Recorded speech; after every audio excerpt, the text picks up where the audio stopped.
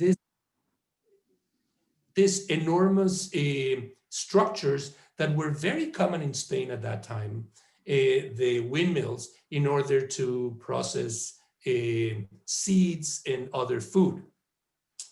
Another definition of a classic is a book that waits for us. I love that definition in particular.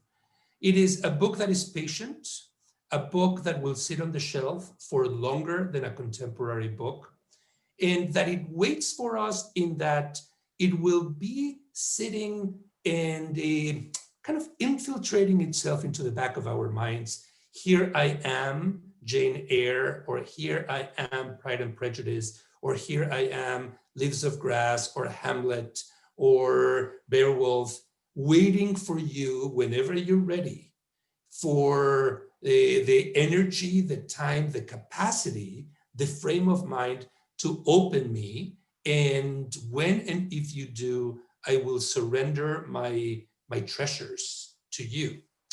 In that sense, I think that literary classics are companions that we have in life. And that is one of the definitions that I like the most, in which I clearly connect with Don Quixote.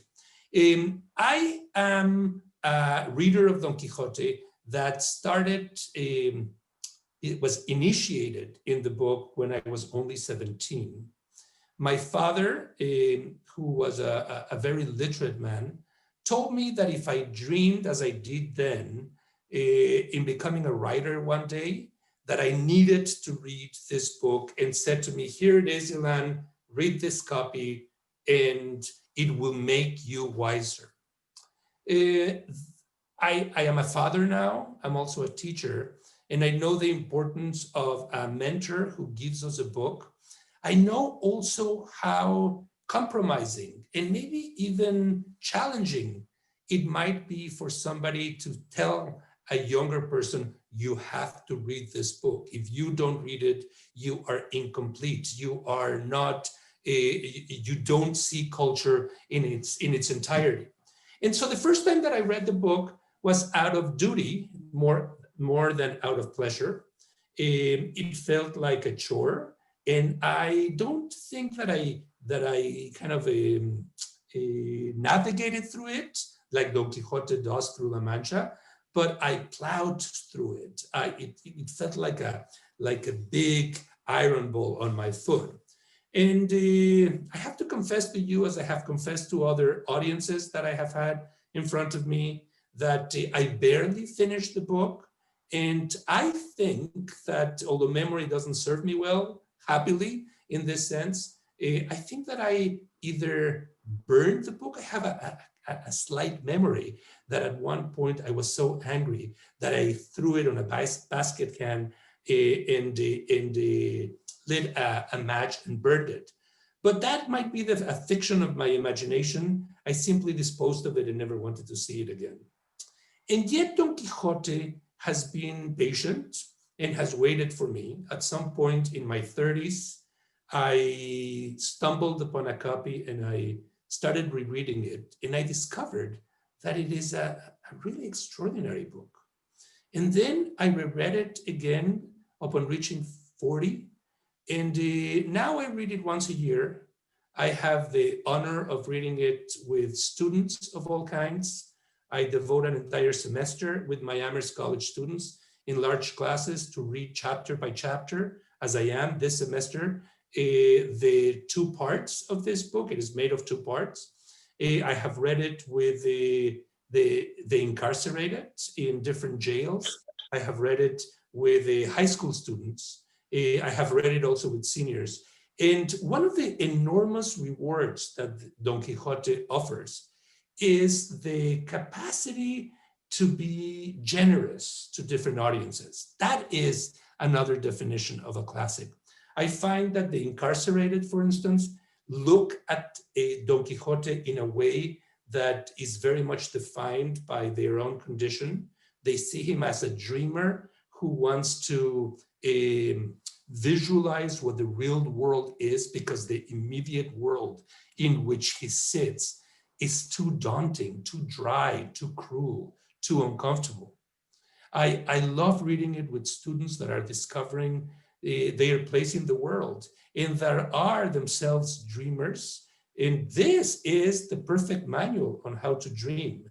After all, Don Quixote, whose real name is Alonso Quijano, we are told in the very first chapter, is an avid reader of these novels of chivalry, and he reads them with such persistence, with such endless curiosity and fascination, that at one point, says that first chapter, his brains dried up and he becomes one of these knight errants. So in a bizarre and twisted way, Don Quixote the novel is also a cautionary tale about the act and art of reading. If you read a lot, your brains will dry up. But if your brains dry up, you might be able to see reality from a different perspective. This man, in his a hidalgo, meaning a nobleman in 1604 in Spain, is bored to death. He is idle. He is unengaged. The only thing that matters to him is the books that he reads. And then he becomes like one of those books and starts seeing the landscape of Spain under a very different light. And I have discovered through life that whenever I open Don Quixote, the book changes the way I change. Yet another definition of a classic. A classic is not a static book. A classic is a book that changes as life transforms us. Let me give you very concrete examples. When I was 17 and I read it, that anecdote that I was describing to you, I felt that this 50-year-old man was a fool, that he didn't know what to do with himself. And I discovered in me a certain kind of allergy toward him. But then at 30, when I was, or at 35, when I was trying to come to terms with my own place in the world, to see how my dreams fitted or didn't fit the possibilities of my talents, I realized that this man, Don Quixote, is a persistent dreamer, that he is in his 50s, but is youthful and very vigorous and doesn't give in to common ideas of old age. And then I reread the book when I was turning 50 myself. And I realized that Don Quixote is an incredibly young 50-year-old, that there's something of an inspiration in him, that if you can reach that age and still think that what you read can push you to go out into the world and defeat giants and try to mend what the world, the challenges, the obstacles that the world faces, then your life still at that point has a meaning, has a purpose. And every time since then, I'm 59 right now, every time since then, when I open and read the book Don Quixote, I realize that it's kind of a motor, an engine, an encouragement to say, don't give up your dreams, keep on spreading the value of those dreams to others, and you will see that life smiles at you, even in spite of all the obstacles. So who are these two characters, Don Quixote and Sancho? They have become so famous. You might not know this, but the influence of Don Quixote is such that when Flaubert, Gustave Flaubert, one of the greatest, if not the greatest, of all French writers, wrote Madame Bovary, an astonishing novel, he thought of her as Don Quixote in skirts. She is too tired of marital life. She escapes through her imagination, through reading. You might not know, but when Mark Twain was putting together Tom Sawyer and Huckleberry Finn, particularly Huckleberry Finn. He was rereading Don Quixote, and he was thinking that Huck and the runaway slave were versions or varieties of Don Quixote and Sancho, navigating through the Mississippi, going through a variety of adventures, and ultimately looking for their own freedom, the freedom for Huck of a dysfunctional family, the freedom for the runaway slave to find a better place, a better society where to live. You might not know, but when Arthur Conan Doyle was putting together Sherlock Holmes, and he came up with the concept of a companion, Dr. Watson, he was thinking also of Don Quixote and Sancho. Ernie and Bert of Sesame Street are inspired by Cervantes' novel. R2D2 and C3PO, the two robots in Star Wars. George Lucas says in one of the interviews that they were also inspired in this famous couple. The number of times that other authors have paid tribute to Don Quixote and Sancho really is a statement to the enormous influence that this book has exerted on the human imagination. Cervantes was a contemporary of Shakespeare. He was a little older than Shakespeare. He was a soldier who fought in one of the greatest battles of Spain in the Renaissance, the Battle of Lepanto. We know that he thought of his participation in that battle as a soldier of his greatest achievement in life.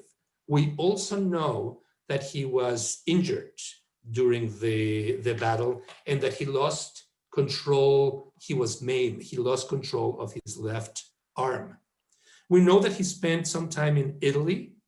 We know that he, on his way back from Italy through the Mediterranean, he was captured by the Turks, and he was for 5 years a prisoner in a jail in Algiers. And we know that he and his brother tried to escape that jail a number of times. His brother succeeded, and Cervantes also succeeded, but only 2 years later. He spent a total of 5 years, as I mentioned. He came back to Spain. He was a tax collector and might have been put in jail because of his mishandling of the accounts that he was in charge of. We know of a letter that he wrote to the monarchy in Spain, trying to look for a better life in Mexico, where I come from, and that he was denied this petition. And instead, he stayed in Spain, wrote poems, wrote plays or comedias that were very popular at that time. He wrote short novels that today we would describe as novellas or longer short stories, and that penniless and probably with very little to think of for his own future, at one point he set out in 1603 to write what was likely another short novel about this man who was a reader of chivalry novels. We know, but not for sure, that Cervantes' father was a barber, which at the beginning of the 17th century in Spain was a profession that was not related to cutting beards, but to being a kind of surgeon, a doctor. And that not too far from where he lived in Alcalá de Henares in Madrid, there was a mental asylum where those that did not fit into the conventions of the Spain of that period of the Renaissance were imprisoned or put away. How much was he interested in psychiatry or in psychology? It's hard to say, As in the case of Shakespeare, we don't have letters from Cervantes, except for that petition that he makes to go to Mexico. There's no manuscript that survives. There's no galleys with the marginalia or corrections to the manuscript. No interviews, nothing that we have the way we do today that would tell us about the mental life and the biographical life of a writer. So almost as in the case of Shakespeare, we know nothing or next to nothing about the author of Don Quixote. And yet this novel is incredibly rich and give us some clues about who the author was.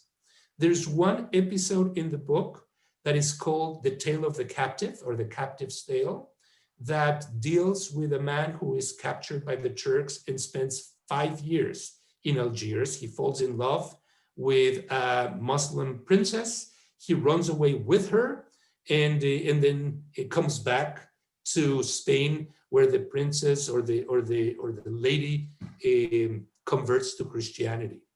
We know that wasn't the part of the story that relates to Cervantes, but he was in Algiers and he had some contacts with the Muslim authorities of the jail in which he stayed. We know also of something that was extraordinary that happened when he was writing the book. The book was published in 2 volumes. I'm going to show you here. It's still today in Spanish, in most cases published in 2 volumes. In English, it's published in only 1, those 2 volumes put together. As you can see, each of these volumes is rather hefty, substantial, very meaty. And when you put them together in an edition, as we do in English, the book can run for 900 pages, 1,000 pages, a mega novel, a mammoth, a doorstopper. The very first book, the very first part of Don Quixote was started in 1603, and it was published in 1605. Cervantes gave away the rights for very little to a printer, and he didn't think, we get the sense from the book itself, he didn't think that this was going to be in any way memorable or successful. I should say, by the way, that the poems that he wrote, the comedias that he wrote, mostly entremeses, meaning the acts that go before a comedia, and the novellas are okay. Had it not been for the publication of Don Quixote, we would not be remembering this man, or he would be a minor author, a minor Spanish author. But this book, published in 1605, surprised him, surprised the printer, and very soon it became a runaway bestseller. Now, a bestseller at that time is very different from a bestseller in our time. A bestseller today can sell Barack Obama's book, A Promised Land, is coming out very soon. And the first printing, I think it's 7 million copies. Michelle Obama's autobiography was published not too long ago, and the first printing was 3 million copies. The first printing of Don Quixote, the most successful book in history after the Bible. And I should say what I mean by this. Of course, Harry Potter sells many more books.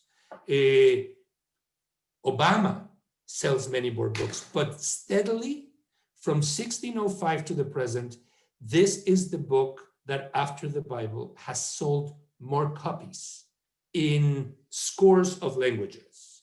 And it does so year after year in a variety of translations.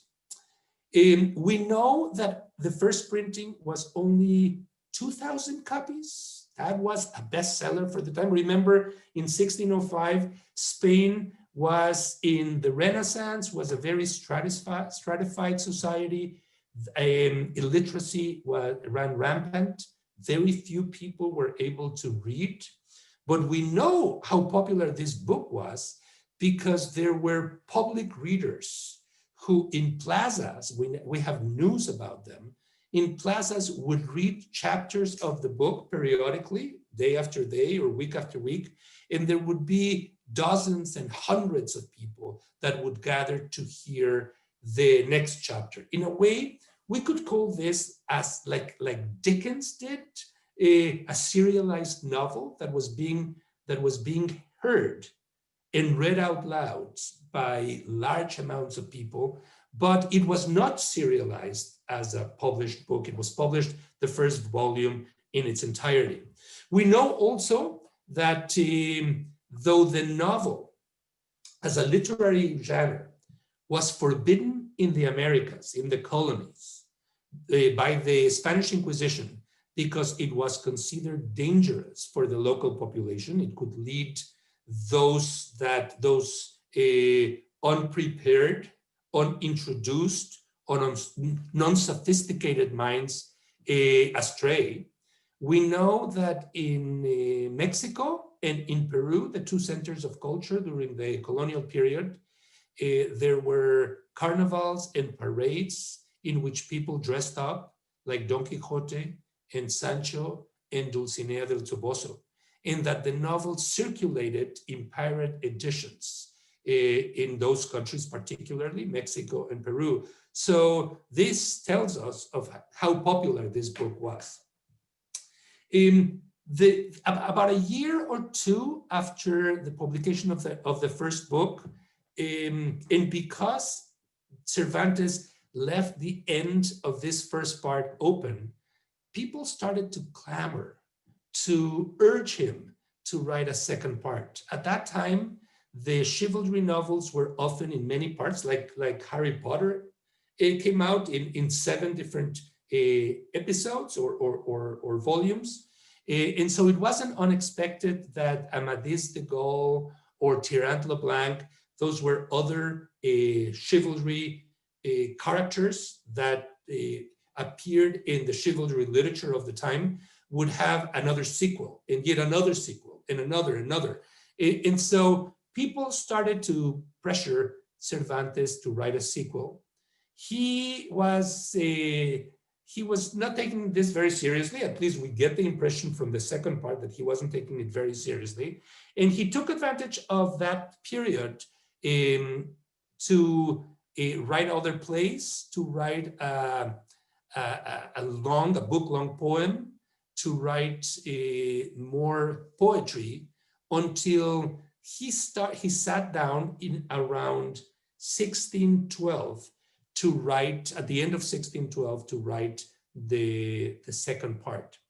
And then something dramatic happened that I was mentioning to you, and that is that a spurious second part by an author who went by the name of Fernández de Avellaneda, about whom we know nothing, it was published and circulated in Spain to satisfy the hunger that readers had to know more about Don Quixote and Sancho. Where would they go? Would they really reach Saragossa, as Cervantes had promised in the first part, and so on? And Cervantes was so furious that somebody had stolen his creation, that had taken away what he was mostly connected to in the popular imagination, that he sat down and finished that second part as fast as he could. He published it in 1615. There are 10 years between the first part and the second part, 1605 and 1615. And I want to remind you that when you read the book in English, since these two parts come in only one volume, people get the impression that Cervantes wrote it in one sitting, however long that sitting took, 1 year, when in fact he wrote it with a break of 10 years, which in any life is an enormous period of time. And when you read the second half, you realize that Cervantes is a more mature writer, that he's more philosophical about life itself and about his characters, in that he now relates to his own characters in very different ways. The second part is really better than the first part. It is deeper. It is more persuasive and more convincing, and certainly more emotional. The first part is more slapstick, parody, filled with humor, and incredibly good. But the second one, I tell my students that there's a difference between the two that is not unlike the first and second term of an American president. The first term is to prove that you can be a president.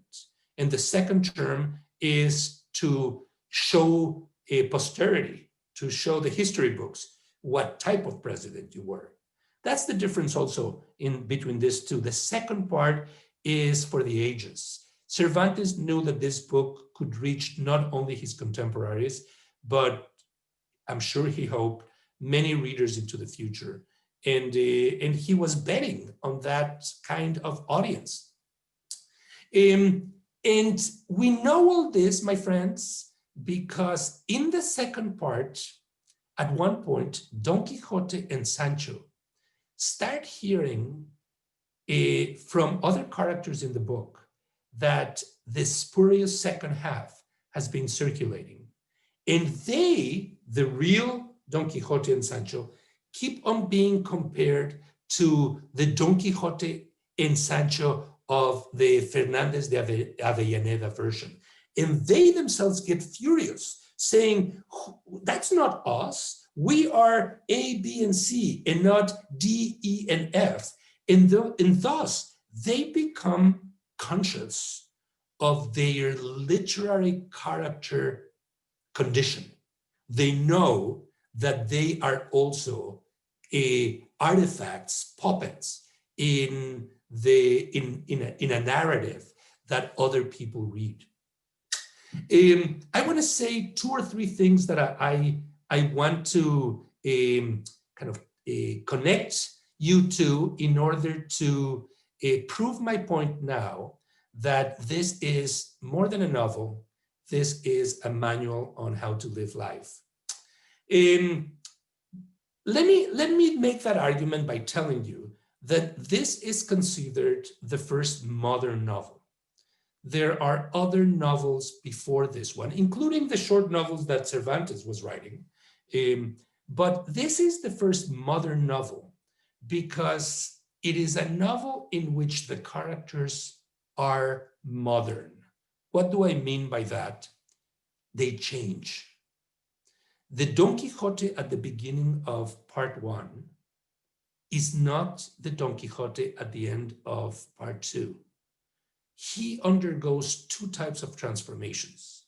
An outwardly transformation, what the kind of interaction that he has with the world, that makes him dress differently, engage people differently, and so on.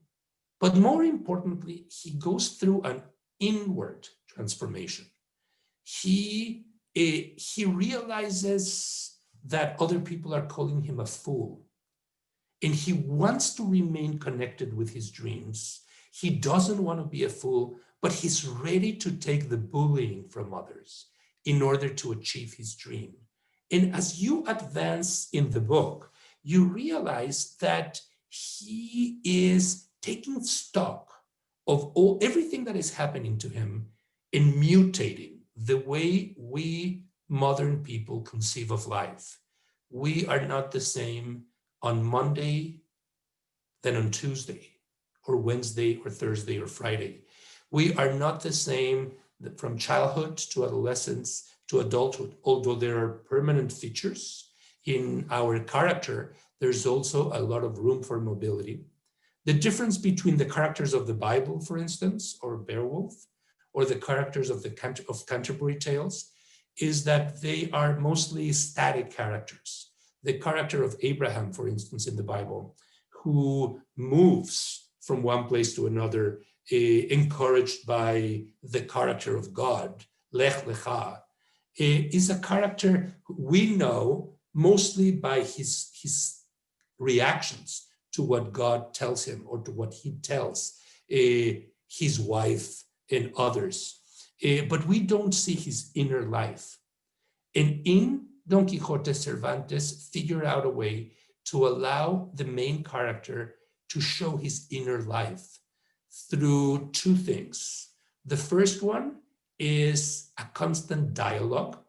What makes this book what it is the dialogue between Don Quixote and Sancho. They are bickering. They are all the time negotiating this or that because their worldviews are dramatically different. And those dialogues enable us as readers to see what's going on inside them. And then there's a second quality that Cervantes devised that enables us to understand their inner life, and that is very similar to what Shakespeare does in his soliloquies. When Hamlet comes out and says, to be or not to be, that is the question. He is not talking to anybody else. He's talking to the audience because he's mainly talking to himself. That's what a soliloquy is. It's kind of the breaking of the fourth wall and our capacity to go inside the thoughts of Hamlet. In Don Quixote, we have thoughts of the characters. Don Quixote thought this of Sancho. Sancho thought this, not in a constant way, the way we would have it later on, say with Jane Austen or with James Joyce, but in enough of a way in order to let us see what the characters are feeling. And I say this because not only is Don Quixote the sole character that changes, Sancho changes dramatically. And herein, one of the greatest lessons of this book. As the book progresses from chapter 1, part 1, chapter 1, to part 72, part 2, chapter 72, that is the entire arc of the narrative, Don Quixote becomes Sanchified, and Sancho becomes Quixotified.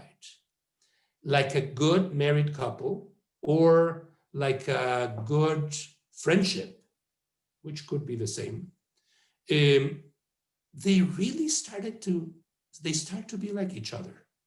Don Quixote, an idealist, becomes somewhat of a materialist.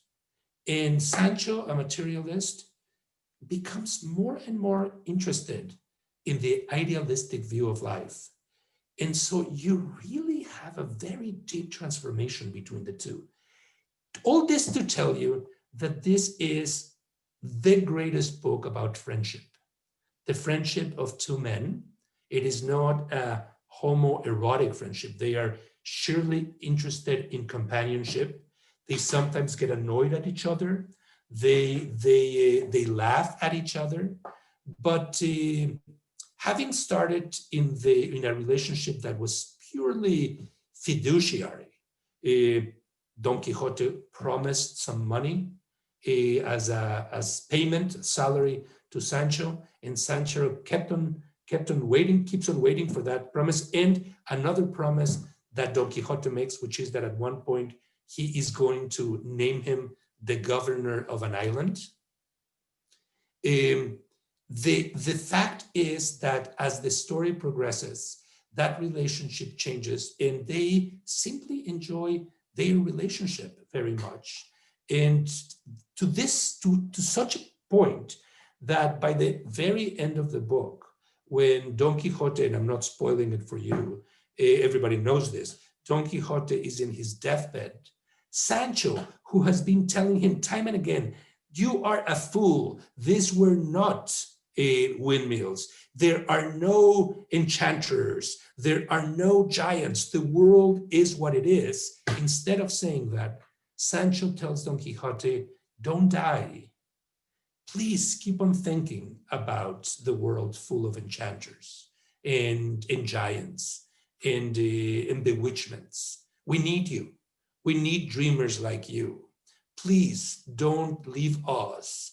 We have all learned a lesson, and that is that we need a lunatic like you, a man totally enchanted with what the Broadway show would say, the impossible dream, because that passion for the impossible dream is not only for you, Don Quixote, but for the rest of us.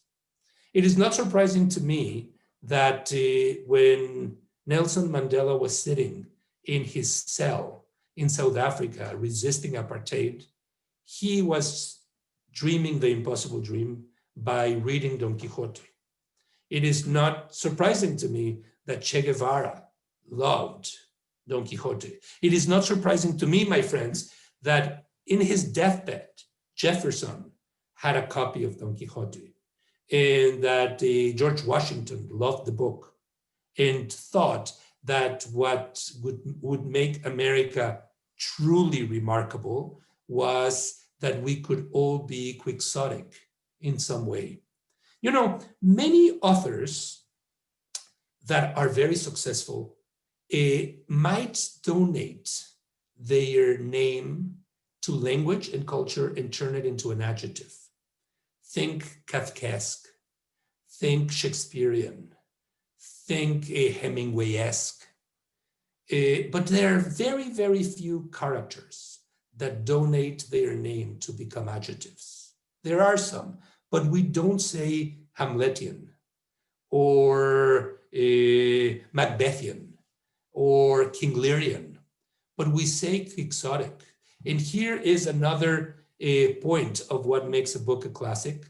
It donates parts of itself to culture at large, to invite others to see the world from that perspective.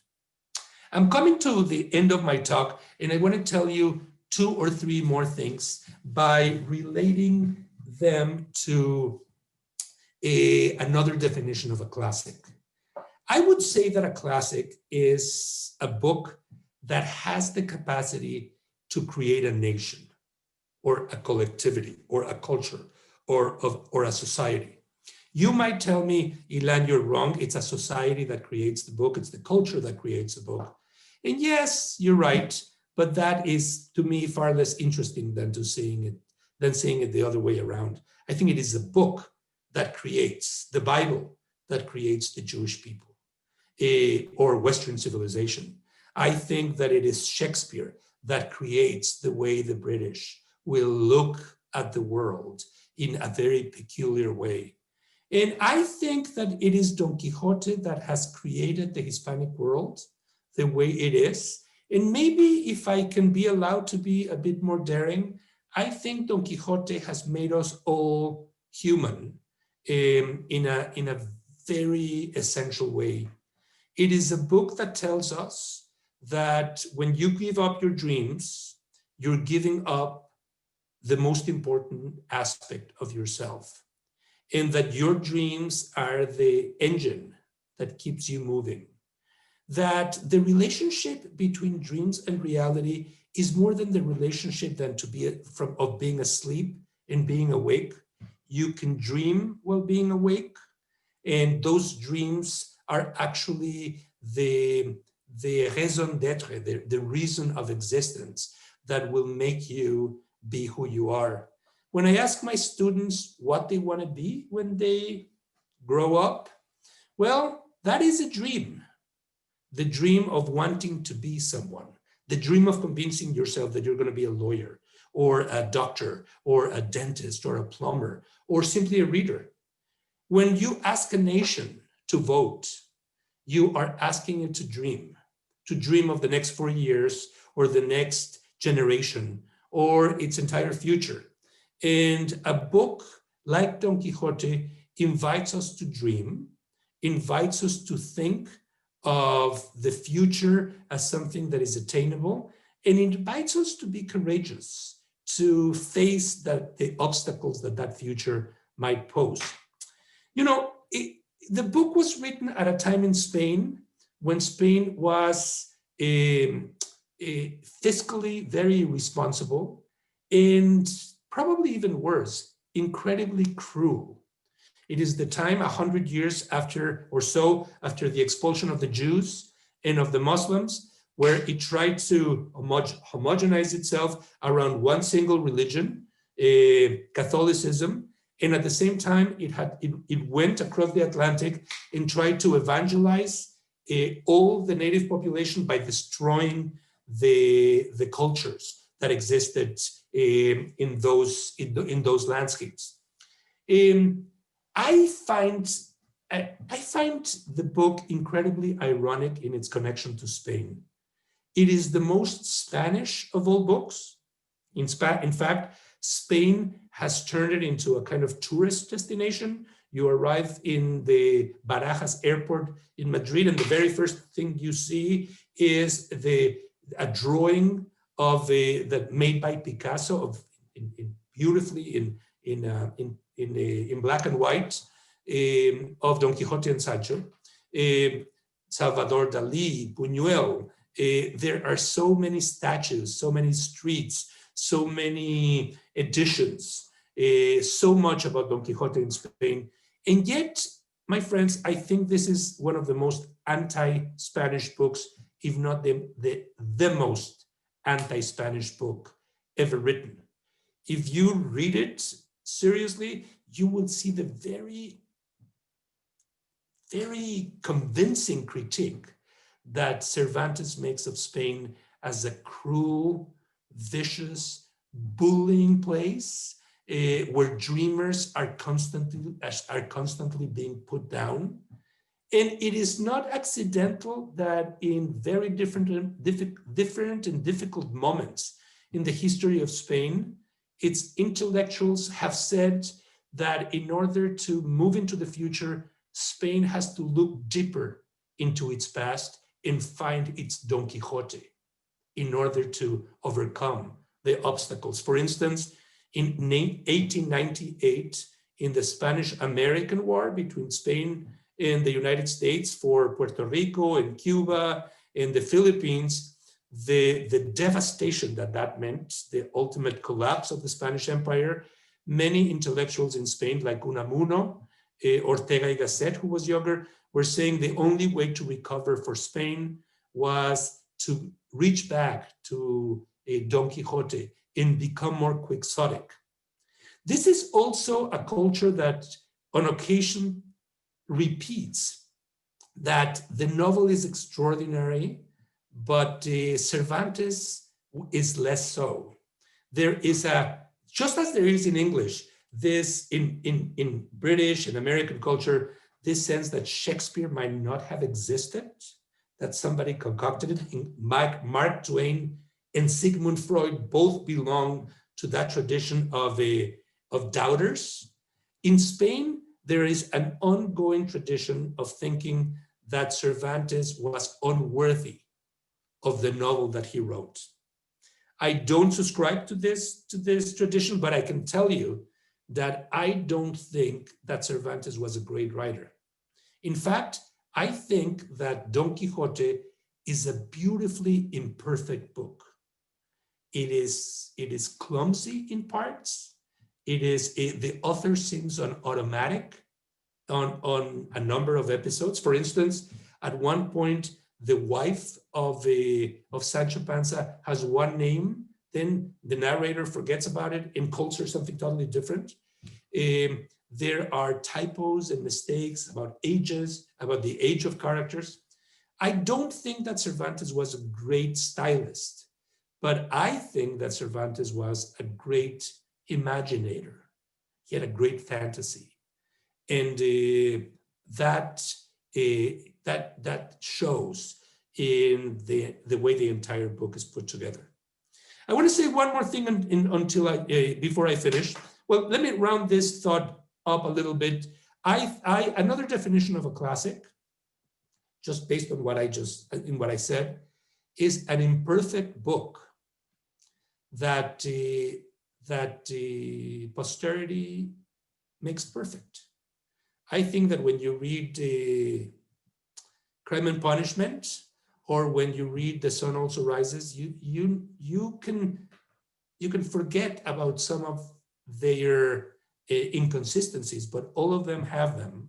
And Don Quixote is certainly a book about inconsistencies, but they are remarkable inconsistencies. And they remind us, my friends, that a classic is imperfect the way its readers are imperfect. We are all imperfect. and perfect in our imperfections, just the way Cervantes and his novel were. And I wrap things up here, connected with my last definition of a classic, by telling you that this book has created legions of fans. I would say there's a republic of quixotic readers that read it year after year, sometimes don't finish it, but then late in life open it up and they rediscovered it. If you haven't read it, I hope that everything that I have said up until now sounds persuasive for you at least to give it a chance. It's incredibly rewarding if you let yourself go and if you surrender to its friendship. And in that sense, it is a book that that's very loyal to you.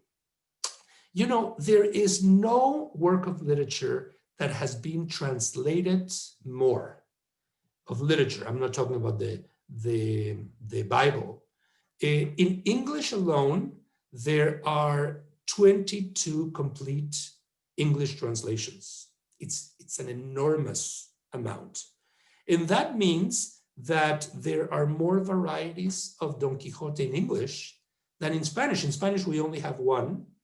In English, we have 22.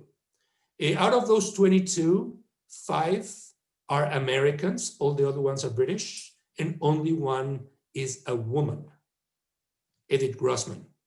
Some translations are terrific, other translations are less so. Some translations modernize the text, other translations bring us back, go in the opposite direction and bring us back to the past. And a classic, finally, is a book that survives translation, that depends on translation, because just think of Don Quixote.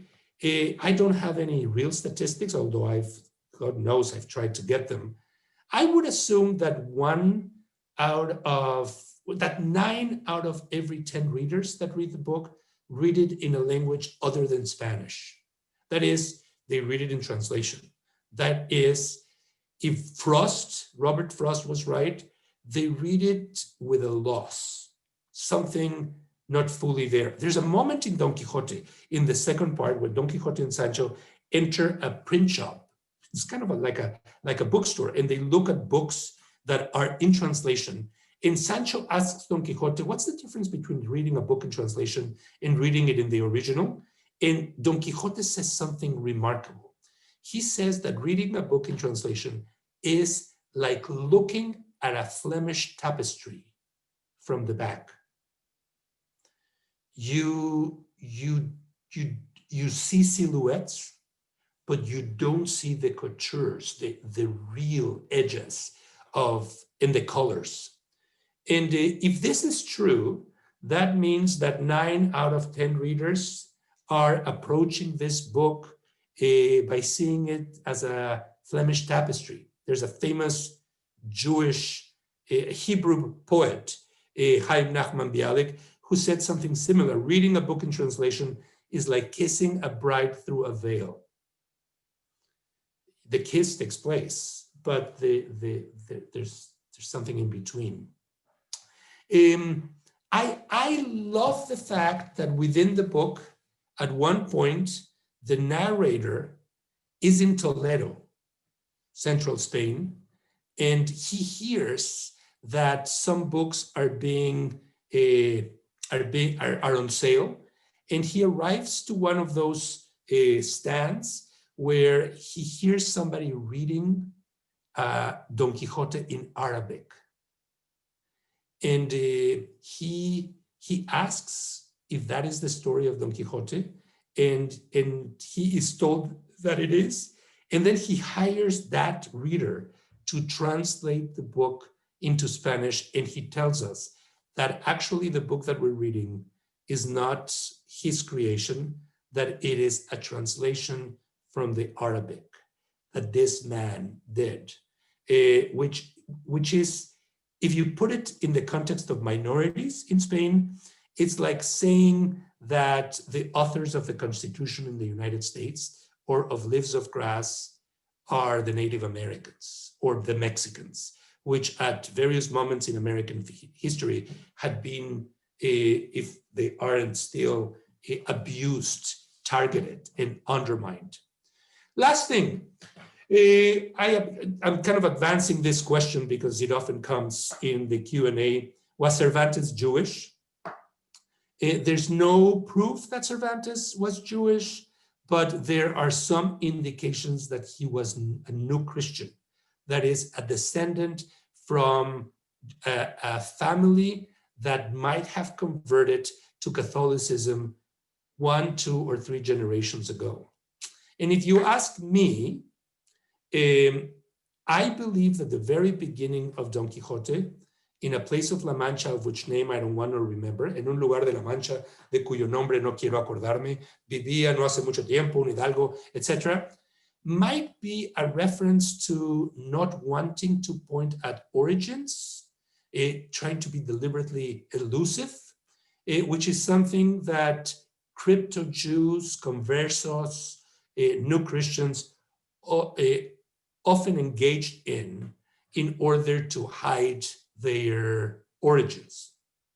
Anyway, all this to say that this is a magnificent book, my favorite book, the best book ever written, a book that is likely to be read by your grandchildren and mine, by your great-great-great-grandchildren and mine, a book that survives time. In final definition of a classic, a book that needs to be appropriated by every generation with a new interpretation to be kept alive and fresh and current. And that is what we all do when we open the pages of Don Quixote. Thank you very much for your patience. And now I'm going to bring Megan back. She will moderate. I wish Google Zoom had a clap feature for webinars so that people could express their appreciation. That was so inspiring, and we have lots of great questions, and I also encourage people to keep putting them in the chat, questions or comments. You can also raise your hand, and we will have some folks speak if you'd like. But first, I'm going to get through some of the questions that were written, and then we'll go to speakers as well. And as you might imagine, the #1 question asked by at least 4 people were, which English translations of Don Quixote do you recommend? Great. Especially for rereading for the nth time, says one. Brian. My answer goes like this. If you want to feel that the novel was written not today, but some time ago, go to the John Ormsby translation. It's a beautiful translation done at the end of the 19th century. Restless Books published it. I wrote an introduction about in 2005 to celebrate in 2015 to celebrate the 400th anniversary of the publication of the second part. It's an edition that I recommend to my students because I feel that when you read a translation, it's good to feel that it is a book infused with history. But if you want a translation that modernizes the book and makes you feel that it could have been written yesterday, go to the Edith Grossman translation published in 2003. It uses words like amazing. Oh, that's amazing, says Sancho to Don Quixote. Or awesome. I think she does it in a respectful way, but I have trouble thinking of Sancho saying, oh, amazing. So it all depends on the disposition and what you're in for. And what flavor you're looking for. Right. I also just want to share early on, Diane Wardis wrote that one of her all-time favorite books is an earlier book of yours called On Borrowed Words, a Memoir of Language, and she bought it copies for her parents and her sister. She loved it so much. I appreciate it. I appreciate it. Thank you very much. Absolutely. Brian asked, is the graphic novel for kids or will adults find a full novel? The graphic novel, which I have here because I'm discussing it with my students on Thursday. It's a novel for kids. It's a very playful novel that it brings the entire novel, the entire narrative of Don Quixote into it. Because of the complexity of the book, of the original book, I would say that maybe not for a middle schooler, but certainly for high schools. In high schools in different parts of the country, it is often used and adopted, and it is in libraries. This is the generation, the young people, a generation that is very connected with the visual, and they love graphic novels. I love graphic novels too. And for me, doing the graphic novel was a form of tribute to the original. I wanted to visualize how the novel would have been delivered or could be delivered through cartoons and caricatures without losing the subtleties that the book conveys. And that's what I tried to do, present as much of the original and invite the illustrator is an incredible artist from Venezuela, Roberto Whale, whose art really is Baroque and allows for the nuances that Cervantes has in the original. So I'm hoping, every translation is often accused of being a diminishment, every graphic novel a diminishment, but I think that's a hopeless view of life. I think it's also an enhancement. It's an invitation to readers to start somewhere with Don Quixote. And I think young people really like it for that reason. Did you do it for your kids also? I did it for my kids. And in fact, my kids show up in the book too. Oh. Since Cervantes is always making fun of everybody, he makes fun of me in the book, and I make fun of my kids. That's wonderful. So I'm going to try having somebody speak their question. So Ellen Locos, I'm asking you to unmute, I think, so you can speak. Great. Hi, Ellen. Can you hear me? Hi, Ilan. Oh, yes. It's a pleasure. Pleasure to meet you. Is that working? Can you hear me? We can hear you, yes. Great. So I had two quickie comments and then a question. Thank you so much, first of all, Ilan. It was very enjoyable to talk about my favorite book too. And my two quickie comments are, I do believe Cervantes was of Jewish descent, definitely. I came to this conclusion way back in, 1990 or so. And I have an article based on lots of court cases and so forth, but I do believe that. And the only place I take issue with you, and maybe we're in agreement after all, is this assertion that perhaps it was an anti-Spanish novel.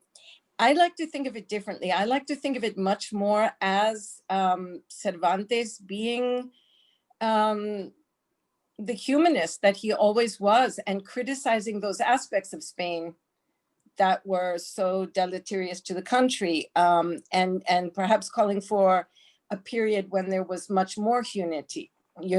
And so it's sort of an anti-inquisitorial view, coming from a very Erasmian viewpoint. I like to think of it more that way. I never think of it as an anti-Spanish book, but more of a novel that calls the Spaniards back to their best, back to what they could be, back to what they have. That's a wonderful argument. That's a wonderful point of view. Yeah, that's why I said we may be in agreement. But I have a question underneath all of this. Have you seen the movie called The Man Who Killed Don Quixote starring Adam Driver? Yes.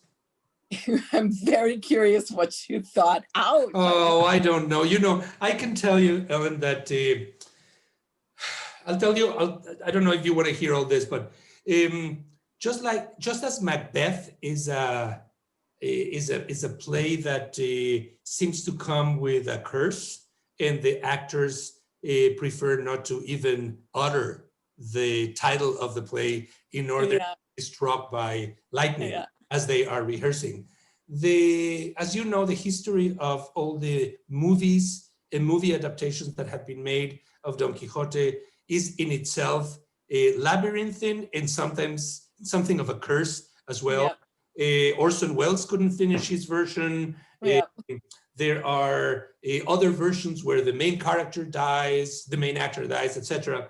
I don't think much of that version either. I took myself away, and I'm going to switch it a little bit. The other great book for me of the Hispanic world is 100 Years of Solitude. Oh yeah. I also devote an entire semester. In fact, in February, we're beginning a semester-long reading, a Talmudic reading of 100 Years of Solitude with my students. And you know, throughout his life, Gabriel Garcia Marquez, the author, refused by all means to sell the rights, no matter how big the offer was, of 100 Years of Solitude, because he didn't want our imagination to be tarnished by what we see on the screen. And I was always very grateful to him, and I'm very sad now that his estate, his sons, his two sons, have just sold it to Netflix, and it's coming to a screen near you. Read the novel 100 Years of Solitude ASAP to enjoy it the way it should be. Oh my God, what a horrible thought. That's my second favorite book too. But an interesting thing about that movie, I took a group of students to see it, expecting to be horrified, which I was by the end, horrified, especially the ending, perhaps. But I wondered if, and these were students who had read the entire book in a semester, and we read the Grossman, actually. I was thinking that I was going to be completely 1000% horrified, but I actually felt like on some level for kids who live their lives, and I'm looking for the link with your graphic novel here, you know, for kids who spend their— It was a hook, a way in. Yeah, it was a way in, and they were the only people in the entire movie theater laughing.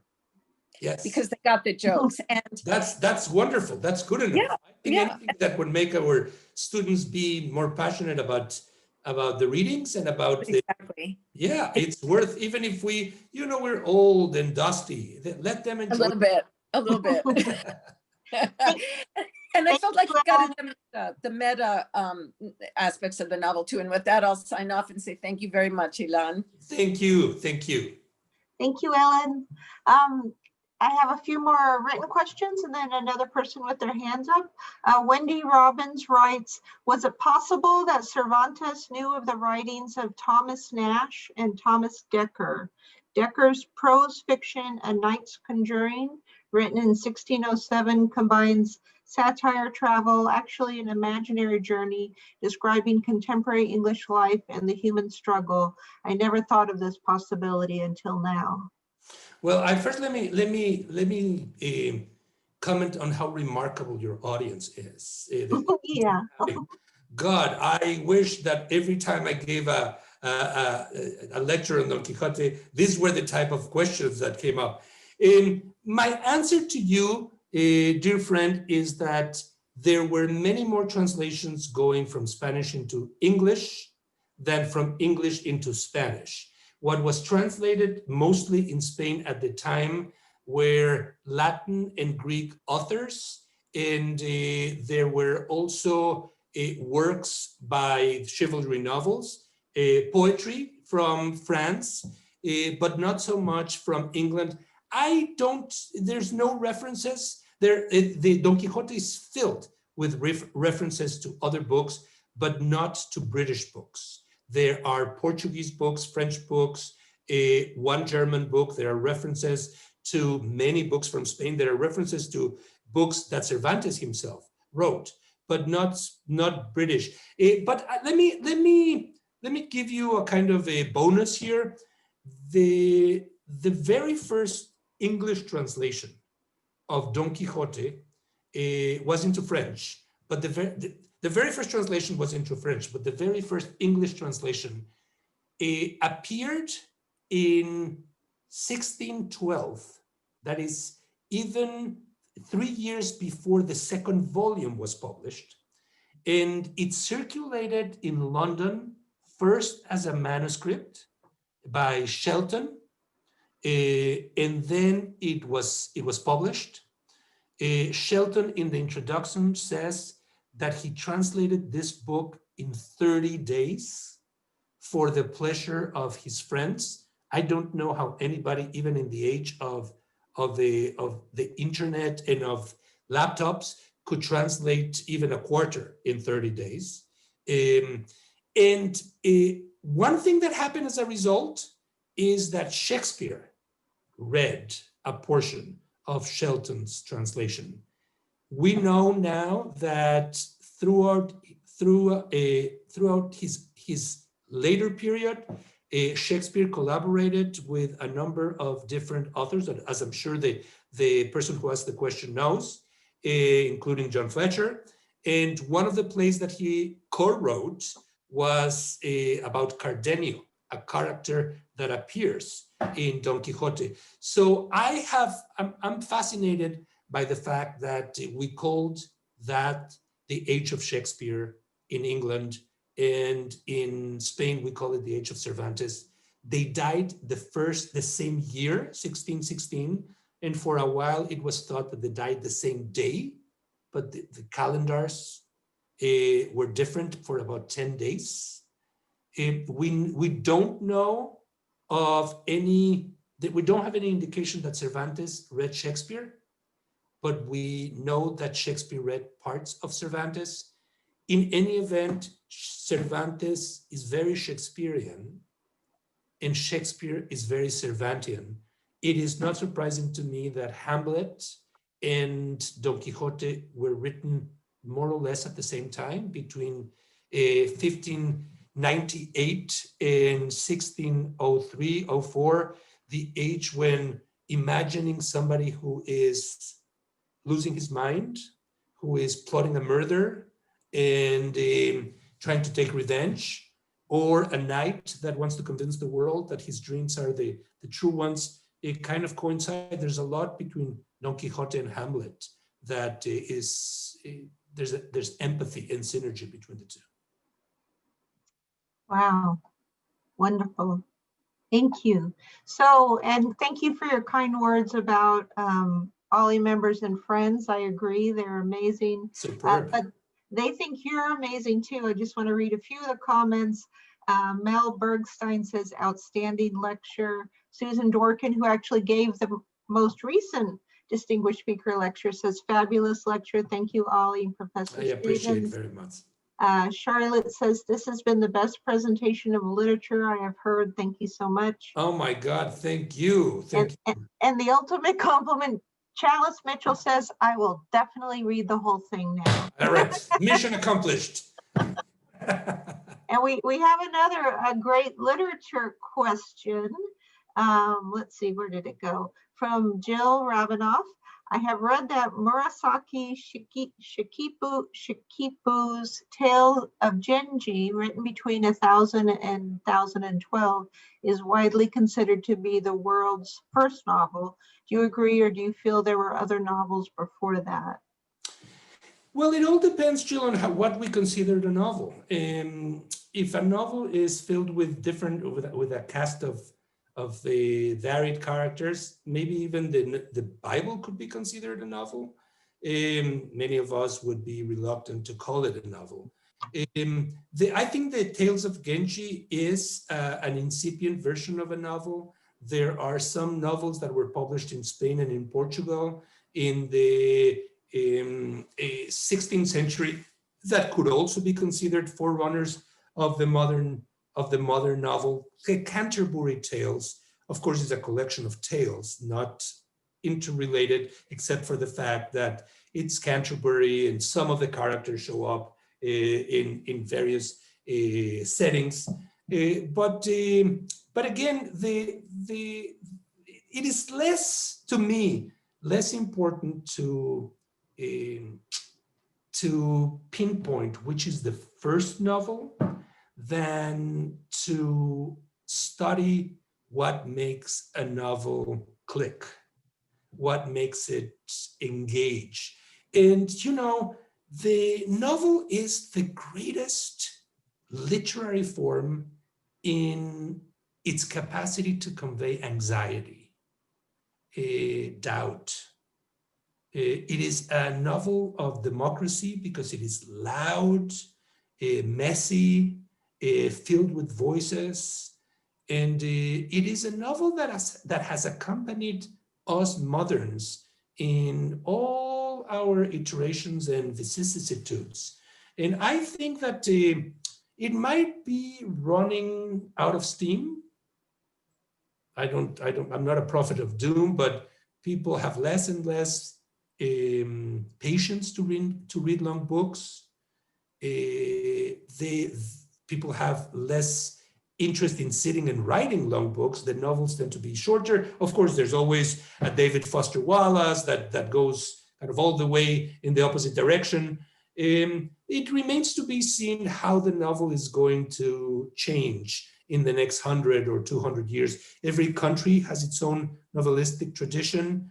And the novel in many ways is a mirror of how those countries change, how they see themselves, what are the values that last and don't last. I think in that sense, Don Quixote is both a Spanish novel and a universal novel, a novel where you could replace Spain for any other landscape. And that's what people really sympathize or find charming. You don't have to be in Spain in order to, or know Spain in order to enjoy Don Quixote. There are a lot of questions about the book too. We don't know how many days Don Quixote and Sancho are out, where are the dates, what's the town from which they start and the town in which we return. So it can be not always factual. By the way, it is a novel perfectly suited for the age of fake news and alternative facts, because if Don Quixote and Sancho are fighting about anything, is about who's right. Are they windmills or are they giants? And I'm sorry to bring politics here. I told Megan that we were not going to do that, but I think the Republicans and the Democrats can't figure out if they are windmills or giants. I knew it would be impossible, so no worries at all. So we're winding up, but we have one more person who has their hand raised. So I'm gonna, Marcia, I'm gonna allow you to talk, ask you to unmute, and hopefully that's gonna work. Whoops. And if not, ask to unmute. So Marcia, if you're there, if you want to unmute, you can ask your question. You had raised your hand earlier. If not, I can go to, there's a couple more questions. The graphic novel, whether it's available in Spanish, it's actually in Spanglish. It's available in Spanglish, meaning the mix of Spanish and English, the hybrid language that is like Yiddish, and that I find endearing. It's not available in Spanish, it's available in English and in Spanglish. And to me, Spanglish is a very important language. I do believe it's a language. It's the language of the Latinos in the United States, a population of more than 60 million people that was crucial in this past week for a variety of reasons. And I think that translation is a way to appropriate a book to different cultures. And I think those 60 million Latinos of whom I am part deserve our own Spanglish version. Wonderful. And a final question, it's a little bit long, or comment from Nancy Bott. How do contemporary Americans, some of whom would recoil against the idea of a dreamer as someone who is not in accord with their believed in ideas of reality? She says her question relates to those I know with whom it is impossible to discuss books like Don Quixote. We are an anxious country of high anxiety, and my question is a difficult one. However, it is relevant to what the message is that Cervantes provides to some of us at this time. Yeah, I think that it's Nancy. Nancy, I think that if there ever was a novel for our time and for our place, it is Don Quixote. It is a novel where incompatible viewpoints come together and listen to each other and figure out how to coexist. They don't erase or minimize their mutual anxieties. They share them. Don Quixote remains Don Quixote, but has by the end become Sanchified, as I mentioned. There are elements of the other side, and the same thing happens with Sancho. I find this to be a very political novel for that reason. It is a novel where you are confronted with the realization that whoever has a different opinion from yours is also a human being. And the opinions that human being strive for or emerge from a different experience to yours, and that those opinions need to be validated as much as your opinions need to be validated. I also finally think that in the age in which we are screaming and shouting to each other and don't recognize who we are, reading a longer book that has passed the test of time, that shows that other readers have found solace and enjoyment in it and have escaped by being very present in this book. A book like that is really medicine. And when I teach Don Quixote, when I reread Don Quixote, when I have the honor of introducing Don Quixote for the very first time to readers who have never opened it, I feel I feel that I have the biggest responsibility and the biggest opportunity. I am inviting them to get acquainted with a friend that will be with them, and they will be with that friend for a long, long time.